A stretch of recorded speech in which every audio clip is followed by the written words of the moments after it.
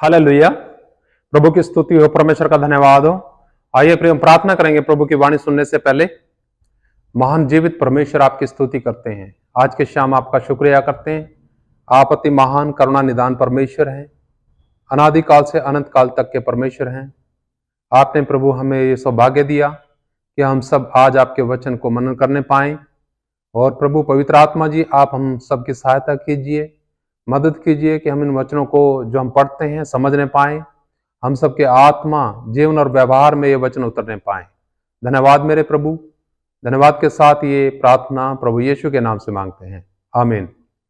हम प्रभु के वचन में देखते हैं किस प्रकार से प्रभु का दास संत पौलुस बताता है अपनी पत्री में कि हम बिना लक्ष्य के कैसे हैं, और अगर हमारे पास लक्ष्य है तो हम क्या प्राप्त कर सकते हैं। आइए हम प्रभु की वाणी में चलेंगे और पहला कुरिन्थियों उसका 9 अध्याय उसका 24 वचन से 27 तक मैं पढ़ना चाहूंगा। यहां पर इस प्रकार लिखा है, क्या तुम नहीं जानते कि दौड़ में तो दौड़ते सब ही हैं, परंतु इनाम एक ही ले जाता है। तुम वैसे ही दौड़ो कि जीतो। हर एक पहलवान सब प्रकार का संयम करता है। वे तो एक मुरझाने वाले मुकुट को पाने के लिए यह सब करते हैं, परंतु हम तो उस मुकुट के लिए करते हैं जो मुरझाने का नहीं। इसलिए मैं तो इसी रीति से दौड़ता हूं, परंतु लक्ष्यहीन नहीं। मैं भी इसी रीति से मुक्कों से लड़ता हूं, परंतु उसके समान नहीं जो हवा पीटता हुआ लड़ता है, परंतु मैं अपनी देह को मारता कूटता और वश में लाता हूं। ऐसा ना हो कि औरों को प्रचार करके मैं आप ही किसी रीति से निकम्मा ठहरूं। प्रभु के वचन के पढ़े जाने और सुने जाने पर आशीष हो। यहां पर हम देखने पाते हैं कि मसीह दौड़ क्या है। आज बहुत से लोग इस मसीह के पीछे चलते हैं, उनका लक्ष्य, मकसद, उद्देश्य अलग अलग है। बहुत ही कम हैं जो वाकई सही मकसद के साथ प्रभु के पीछे चलते हैं। आप किसी से भी बात करिएगा, पूछिएगा आप क्यों मसीह के पीछे चलते हैं, क्यों मसीह पर विश्वास करते हैं, मसीह से आपको क्या प्राप्त हुआ, क्या लाभ हुआ। भिन्न भिन्न बातें लोग बताएंगे, लेकिन सही बात उनके आसपास भी नजर नहीं आती। उसका कारण यह है कि उनकी मन की अभिलाषा जो है वो है शारीरिकता के लिए, शरीर को ज्यादा संतृप्त करने के लिए है। लेकिन जिसके आत्मा में भूख प्यास है, जो चाहता है कि उसके आत्मा की संगति परमेश्वर के साथ हमेशा होती रहे, बस उसे और कुछ नहीं चाहिए, तो प्रियो, परमेश्वर अपने वचन को खोल करके उनके ऊपर रखता है। फिर उन्हें समझ में आता है कि मकसद क्या होना चाहिए हमारे जीवन का, हमें किस कारण प्रभु के पीछे चलना चाहिए। यहां पर हम देखते हैं बिना मकसद के जो चलता है वो नाश की तरफ जाता है, लेकिन जिसके पास मकसद है, जिसके पास उद्देश्य है, लक्ष्य है जीवन के अंदर, वो अपनी मंजिल को एक दिन जरूर प्राप्त करेगा। इस वचन के अंदर देखिए हम किस प्रकार से मंजिल को देखने पाते हैं। यहां पर संत पौलुस लिखता है, क्या तुम नहीं जानते कि दौड़ में दौड़ते तो सभी हैं, परंतु इनाम एक ही ले जाता है। तुम वैसे ही दौड़ो के जीतो। हर एक पहलवान सब प्रकार का संयम करता है। वे तो एक मुरझाने वाले मुकुट को पाने के लिए सब करते हैं, परंतु हम तो उस मुकुट के लिए करते हैं जो मुरझाने का नहीं। हालेलुया।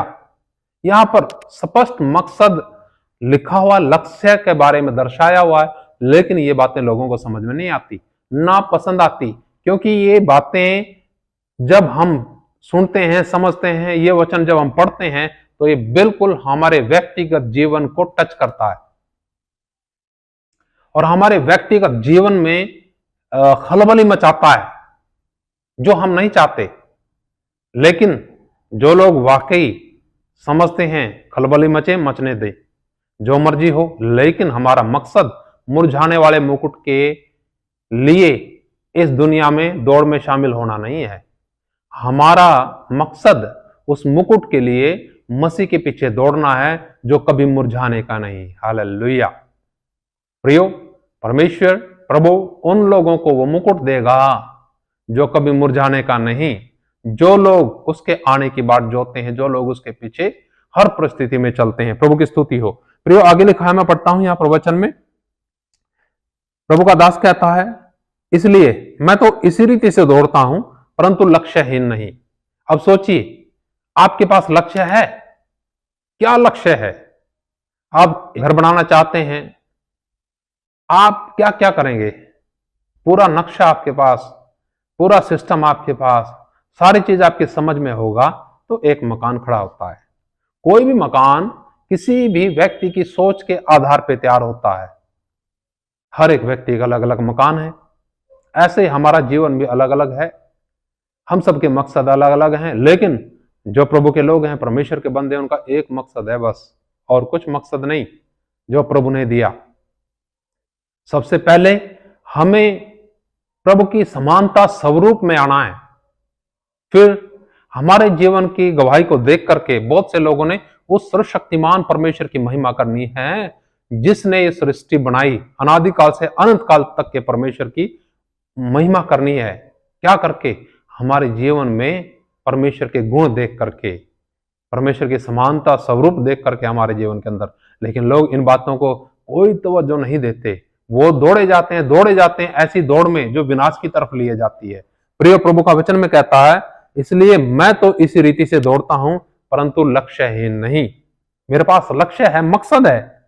मैं भी इसी रीति से मुक्कों से लड़ता हूं परंतु उसके समान नहीं जो हवा पीटता हुआ लड़ता है।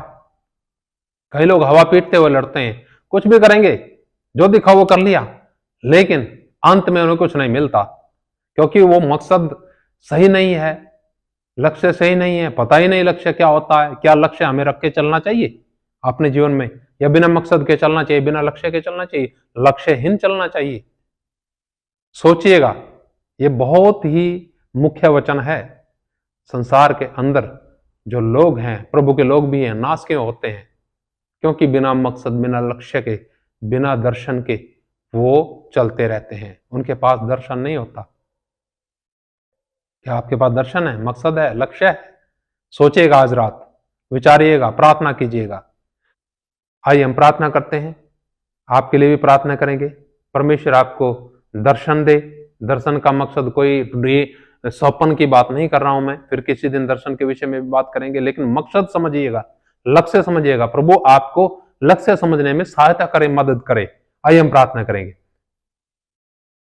पिताजी, हम आपका शुक्रिया करते हैं आज की शाम के लिए, इन वचनों के लिए, जहां आपका दास संत पौलुस कहता है कि मैं लक्ष्यहीन नहीं दौड़ता, मेरे पास मकसद है। मैं अपनी देह को मारता कूटता और वश में लेके आता हूं।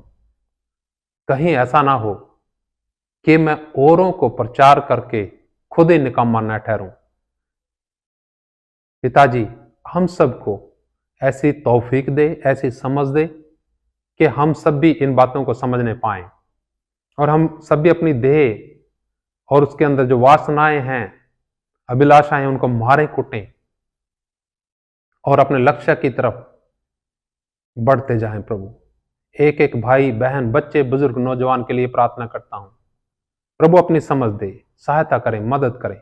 धन्यवाद प्रभु, सहायता करने के लिए धन्यवाद। धन्यवाद के साथ ये प्रार्थना प्रभु यीशु के नाम से मांगते हैं, आमीन। प्रभु आप सबको आशीष दे। जय मसीह की। मारनाथा। शालोम।